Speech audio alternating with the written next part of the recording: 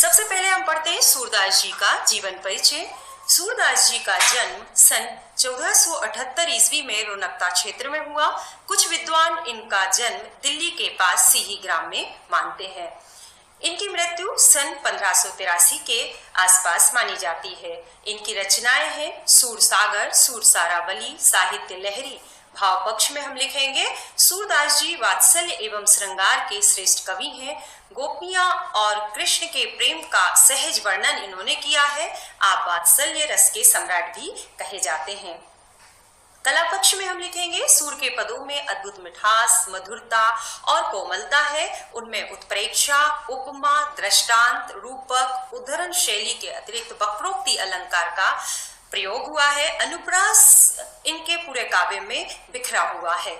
सूरदास जी की भाषा ब्रज है और सूरदास जी का सारा साहित्य गेय है जिसे गाया जा सकता है।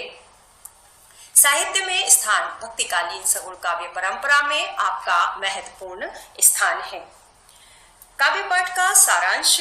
प्रस्तुत कविता में सूरदास जी के प्रसिद्ध ग्रंथ सूरसागर के भ्रमर गीत से 4 पद लिए गए हैं। जब कृष्ण मथुरा चले गए तब वहां से उद्धव के माध्यम से निर्गुण ब्रह्म और योग का उपदेश देकर गोपियों की विरह वेदना को शांत करने का प्रयास श्री कृष्ण ने किया, परंतु गोपियों को उद्धव के इस शुष्क संदेश पसंद नहीं आया और यहीं से भ्रमर गीत का प्रारंभ माना जाता है।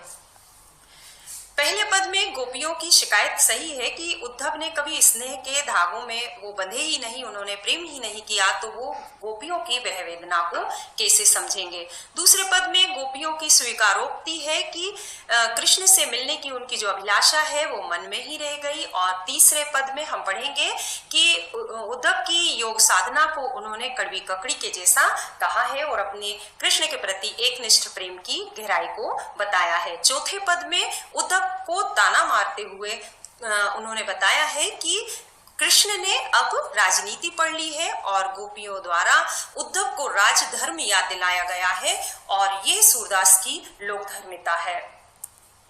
पहला पद है उद्धो तुम हो अति बड़भागी, अपरस रहत स्नेह तकाते, नाहिन मन अनुरागी, पुरैन पात रहत जल भीतर, तारस देह न दागी, ज्यों जल माह तेल की गागर, बूंद न ताको लागी, प्रीत नदी में पाँव न बोरियो, दृष्टि न रूप परागी, सूरदास अबला हम भोरी, गुर चाटी ज्यों पागी।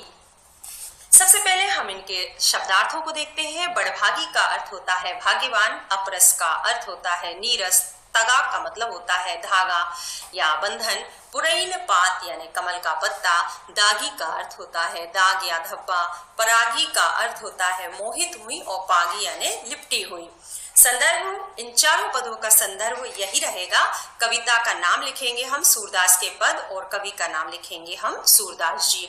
यहाँ बताया गया है कि उद्धव यदि स्नेह के धागे में बंधे होते तो गोपियों के विरह को वो समझ सकते थे। भावार्थ में हम समझेंगे यहाँ गोपियां व्यंग करते हुए कह रही हैं कि उद्धो तुम हो अति बड़भागी, अपरस रहत स्नेह तगाते, नाहिन मन अनुरागी। अर्थात हे उद्धव तुम बड़े भाग्यवान हो, तुम तो हमेशा प्रेम रूपी बंधन से दूर रहे हो, तुमने कभी प्रेम के खिंचाव को जाना ही नहीं, तुम्हारा मन कभी कृष्ण के प्रेम में डूबा ही नहीं। पुरैन पात रहत जल भीतर, तारस देह न दागी, आप उस जल में पलने वाले कमल के समान हैं जो जल में रहकर भी उसके दाग धब्बों से बचा रहता है। कहने का तात्पर्य यह है कि उद्धव ने कृष्ण के साथ रहकर भी कृष्ण से प्रेम नहीं किया। आगे वो कहती है कि ज्यों जल माहे तेल की गागर, बूंद न ताको लागी। जिस प्रकार जल की मटकी में तेल की बूंद रहती है वह जल में रहकर भी अपने ऊपर प्रभाव नहीं आने देती है जल का, उसी प्रकार तुम कृष्ण के साथ रहकर भी उनके प्रेम से अछूते रहे। प्रीति नदी में पाँव न बोरियो, दृष्टि न रूप परागी। यहाँ पर गोपियां कहती हैं कि उद्धव तुमने अच्छा ही किया, कभी प्रेम की नदी में अपना पैर नहीं रखा, ना ही तुम्हारी दृष्टि कृष्ण के रूप सौंदर्य पर मुग्ध हुई। यह तो हम भोली भाली गोपियां हैं। वो कहती है सूरदास हम अबला हम भौरी गुर चीटी जो पाही। यहाँ तो वो कहती हैं कि हम गोपियां हैं जो कृष्ण के प्रेम में उस प्रकार लिपटी हुई हैं जिस प्रकार की गुड़ में चीटी लिपट जाती है। यहाँ पर विशेष में हम देंगे ब्रजभाषा है, अनुप्रास एवं वक्रोक्ति अलंकार है और उद्धरण शैली का प्रयोग हुआ है। पद क्रमांक 2 में हम पढ़ेंगे, मन की मन में मांझ रही, कहिए जाई कौन पे उधो, नाही परत कही, अवधि आधार आस आवन की, तन मन विथा सही, अब इन जोग संदेशन सुनि सुनि, बिरहन बरह दही, चाहती होती गुहार जितहि ते, उतते धार वही, सूरदास अब धीर धरहि क्यों, मर जादा ना लही। शब्दार्थ देखेंगे, आवन की अर्थात आने की, विथा यानी व्यथा, गुहार यानी रक्षा के लिए पुकारना और धीर का मतलब है धीरज। प्रसंग में हम लिखेंगे कि गोपियों ने कृष्ण के प्रति प्रेम की गहरी अभिव्यक्ति यहाँ पर की है। मन की मन में मांझ रही, कहीं जाए कोने पे ऊधो, नाही परत कही। उपरोक्त पंक्तियों में गोपियां उद्धव से कहती हैं कि कृष्ण के गोकुल से चले जाने के बाद उनके मन की सारी अभिलाषाएं मन ही में रह गईं। वो कृष्ण से अपने मन की बात कहना चाहती थी, लेकिन अब वो वापस नहीं आएंगे, इसलिए वो किससे कहें, कृष्ण से तो कहीं भी नहीं पाएंगी। गोपियां उद्धव के द्वारा कृष्ण को संदेश भी नहीं भेजना चाहती।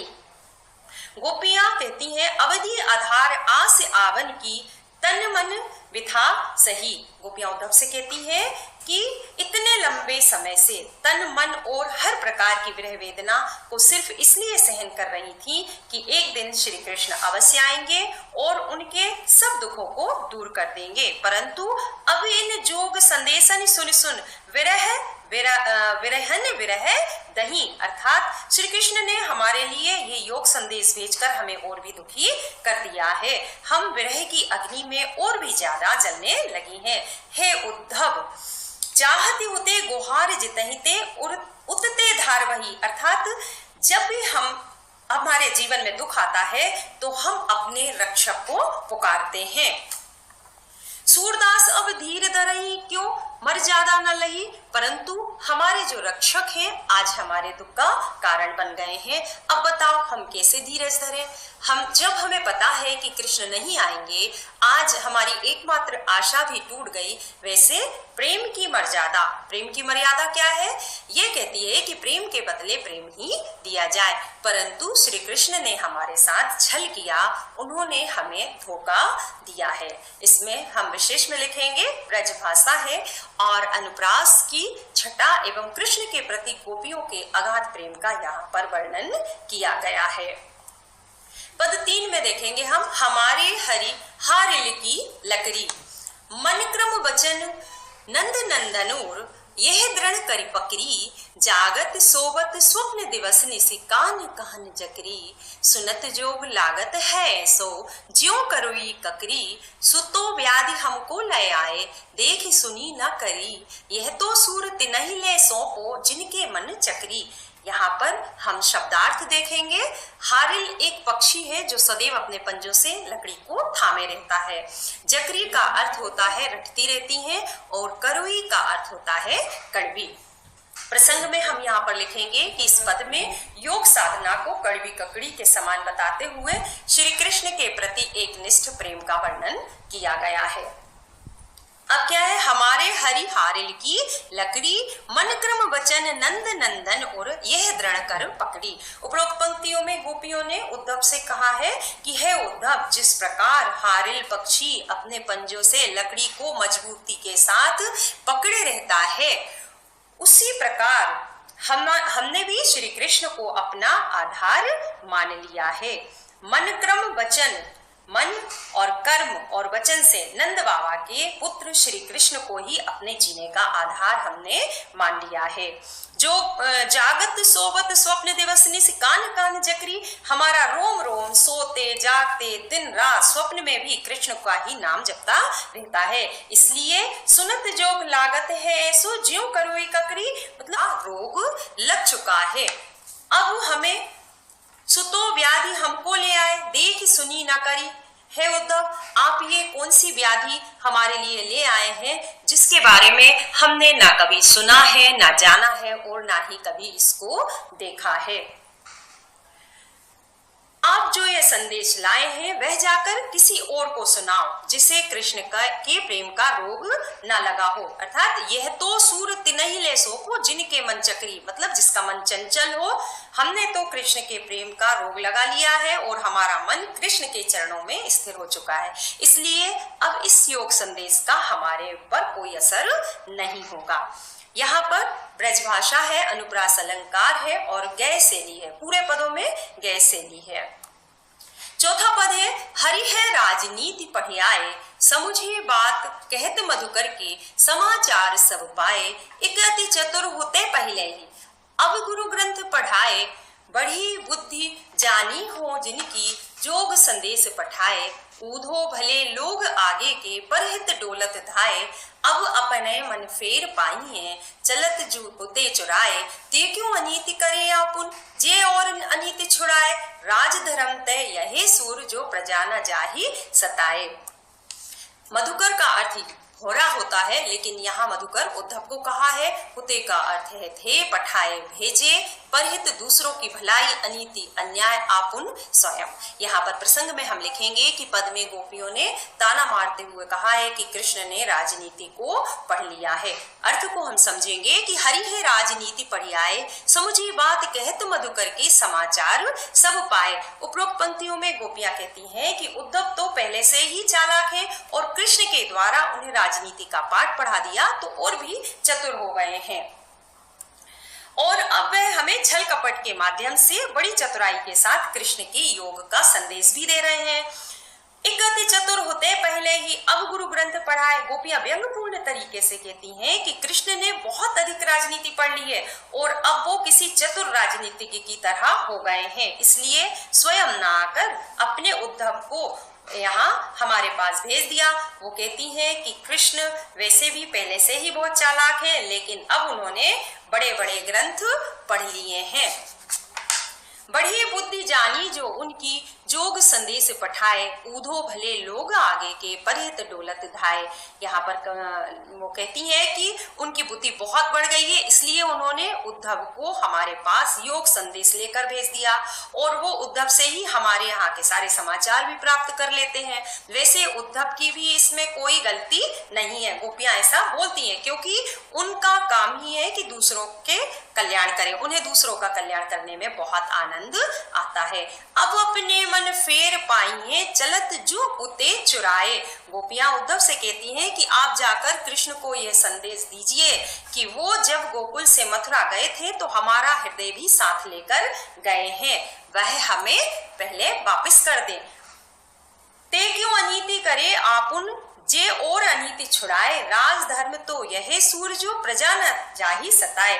वो अत्याचारियों को दंड देने के लिए गोकुल से मथुरा गए थे, लेकिन अब वो खुद ही हमारे साथ अन्याय करने में लगे हुए हैं। हे उद्धव, कृष्ण से जाकर कहिए कि एक राजा को हमेशा अपने प्रजा के हित का कार्य करना चाहिए, उनको कभी दुख नहीं देना चाहिए और यही राजा का धर्म भी है, इसे राजधर्म भी कहते हैं।